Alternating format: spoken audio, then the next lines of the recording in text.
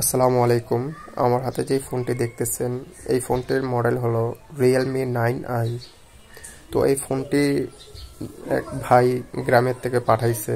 তো ওইখানে এই ফোনটা দেখানো হয়েছিল, ওনারা ঠিক করতে পারে না, যার কারণে আমাদের এখানে পাঠাইছে। তো ফোনটি আমি প্রথমে খুলে একটু ভালো মতো দেখি, তাই ভাবলাম যে আপনাদেরকেও আমার জিনিসটা দেখানো উচিত।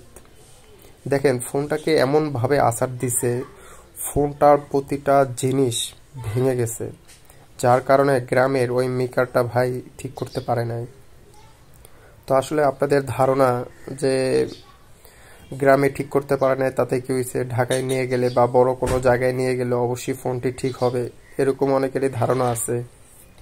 তো আসলে ধারণা আপনাদের ঠিক আছে যদি মনে করেন ক্যাচিং বা মেডেল পার্ট বা ব্যাক সিল বা ক্যামেরা এগুলো নষ্ট হয়ে যায়, এগুলো মনে করেন আপনার নতুন কিনে লাগানো যায়। কিন্তু দেখেন মাদারবোর্ডটা যদি ভেঙে যায়, তো সেক্ষেত্রে কিন্তু আপনার আমাদের কাছে আপনি নতুন মাদারবোর্ড পাবেন না।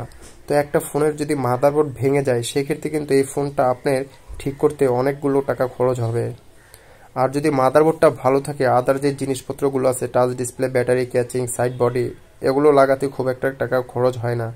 কিন্তু এই ফোনটাকে এমন পরিমাণ আছাড় দেওয়া হয়েছে যে ফোনটার প্রতিটা পার্টস, প্রতিটা আইসি একবারে ভেঙে ভেঙে নষ্ট হয়ে গেছে, যার কারণে এই ফোনগুলোর দ্বিতীয়বার ঠিক করা খুবই কষ্টকর, অনেকটা হয়ও না।